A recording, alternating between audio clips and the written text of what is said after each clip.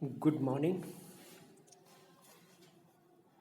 आज हम करेंगे कुछ प्रॉब्लम्स। पहली प्रॉब्लम है कि नॉर्डन थ्योरम की सहायता से निम्न परिपथ का तुल्य परिपथ चित्रित कीजिए तथा जो लोड RL है 16 ओम का, उसमें धारा का मान ज्ञात करना है। देखिए, तो नॉर्टन थ्योरम की जो स्टेटमेंट है वो ये है कि कोई कॉम्प्लेक्स नेटवर्क हो जिसमें कई स्रोत हो, बाइलेटरल यहाँ पे लगाए गए हों प्रतिबाधाएं, तो उसको आप एक करंट सोर्स और एक जेड इक्विवेलेंट इम्पीडेंस के समतुल्य मान सकते हैं। कैसे मान सकते हैं कि यहाँ पर मान लीजिए RL में से आप पास होने वाले करंट की कैलकुलेशन करना चाहते हैं, तो RL के अंदर से शॉर्ट सर्किटेड करंट कितना होगा इसकी कैलकुलेशन करिए।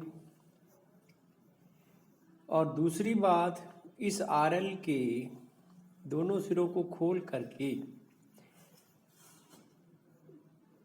और बैटरी को उसकी आंतरिक प्रतिबाधा से रिप्लेस करके इम्पीडेंस कैलकुलेट कीजिए। वो जो इम्पीडेंस है जेड इक्विवेलेंट, उसको करंट सोर्स के पैरेलल लगा दीजिए और जो 16 ओम आपका ये लोड है वो एज इट इज़ रहेगा। तो देखिए, सबसे पहले हमें निकालनी पड़ेगी आई इक्विवेलेंट। आई इक्विवेलेंट क्या है? जिस भी कंपोनेंट, जिस भी शाखा में आप इंटरेस्टेड हो, उसको शॉर्ट सर्किटेड करंट की वैल्यू कितनी होगी वो कैलकुलेशन करिए। तो इसके लिए सबसे पहले RL = 16 ओम जो है, इसमें से कितना करंट पास होगा जबकि इसको शॉर्ट सर्किट कर दिया जाए। तो यहाँ पे मैंने इस पहले सर्किट को दोबारा फिर से बनाया है। 10 वोल्ट की बैटरी के साथ सीरीज में जोड़ दिया है 1 ओम, क्योंकि बैटरी का जो आंतरिक प्रतिरोध है वो 1 ओम दे रखा है। इसके साथ RL को शॉर्ट सर्किट कर दिया है। करंट मान लीजिए पहले लूप के अंदर I है, दूसरे लूप के अंदर I इक्विवेलेंट। तो आप किरचॉफ के नियम लगाइए। 10 =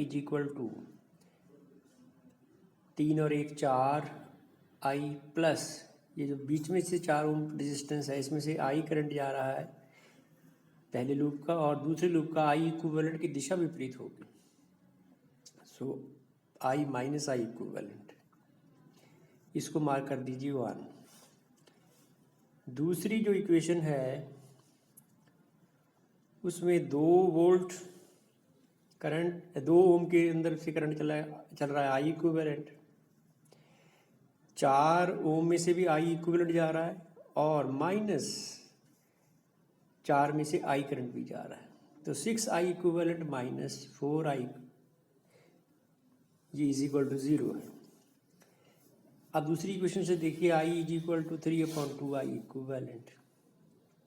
पहली इक्वेशन देखिए, इसमें I = 3/2I इक्विवेलेंट वैल्यू यदि आप रखते हो तो 4 × 3/2I equivalent plus 4I equivalent 2।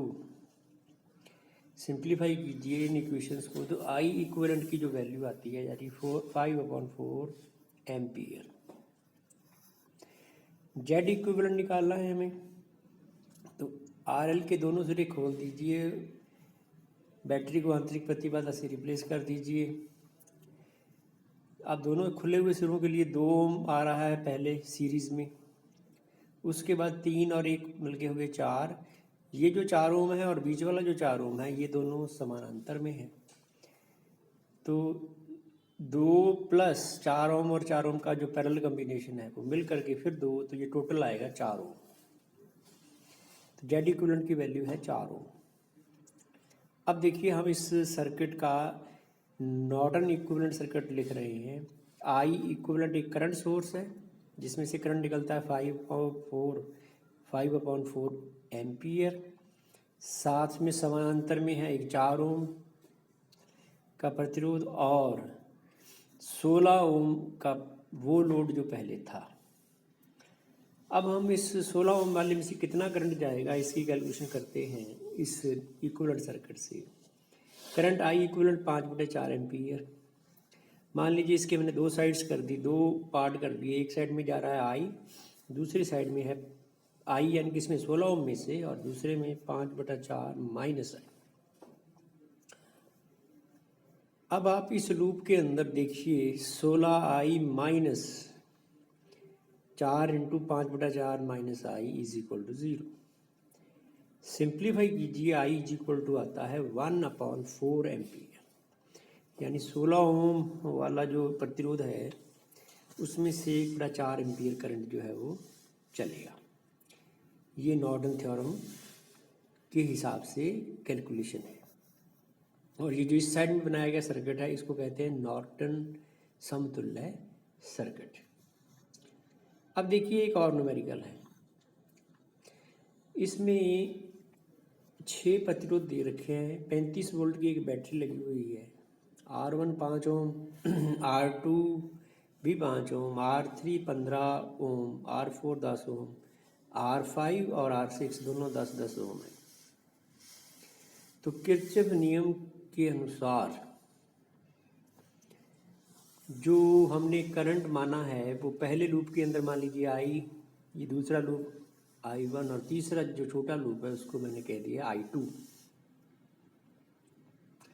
तो पहले लूप के अंदर करंट जो है 35 वोल्ट की बैटरी है is equal to 5i plus 15i plus 5i, और इस 15 वाले में से करंट I1 भी जाएगा रिवर्स डायरेक्शन के अंदर, तो -15i1 भी लिख दिया है। Mark this equation number 1। दूसरे लूप के अंदर कोई बैटरी नहीं है, 0, तो 10 वाले में से I1 जाएगा, फिर जो 10 है उसमें से I1 माइनस I2, फिर 15 वाले में से I1 माइनस I, इसको मार्क कर दीजिए 2। तीसरा जो छोटा लूप है उसमें 10 × I2 plus 10 × I2 minus I1, तो ये होगी इक्वेशन नंबर 3। अब इन इक्वेशंस को सॉल्व करते हैं। सबसे पहले थर्ड इक्वेशन को सॉल्व कीजिए। इससे जो रिजल्ट आ रहा है वो I1 is equal to 2 times I2। अब जो पहली और दूसरी इक्वेशन इनको दोबारा फिर से लिखें। तो पहली इक्वेशन 35 इज इक्वल टू, इसको यदि देखें तो ये 25i माइनस 15i1, या इसको डिवाइड कर दें 5 से तो 7 is equal to 5i minus 3i1। इस इक्वेशन को कह दीजिए 5। दूसरी इक्वेशन जो है उसको भी आप सॉल्व करके देखिए, तो ये आएगा 7i1 minus 3i minus 2i2, ये इक्वेशन नंबर कह दीजिए 6। अब इक्वेशन नंबर जो है 6 और 4, इसको यदि आप यूज़ करें तो 0 is equal to 7i1 minus 3i, और 4 इक्वेशन से लिख दीजिए 2i2 is equal to I1, तो I1 लिख दीजिए यहाँ पर। इससे जो रिजल्ट आ रहा है वो है कि I is equal to 2 times I1। और अब equation number 5, 7 × 2 times I1 minus 3i1, simplify कीजिए, I1 की वैल्यू आएगी 1 एम्पियर। I1 1 एम्पियर है तो I जो हो गया वो 2 टाइम्स I1 है तो 2 एम्पियर, और I2 जो है वो बराबर है I1/2 इक्वेशन नंबर 4 से, तो ये हो गया 0.5 एम्पियर। तो ये तो है लूप में से चलने वाले करंट।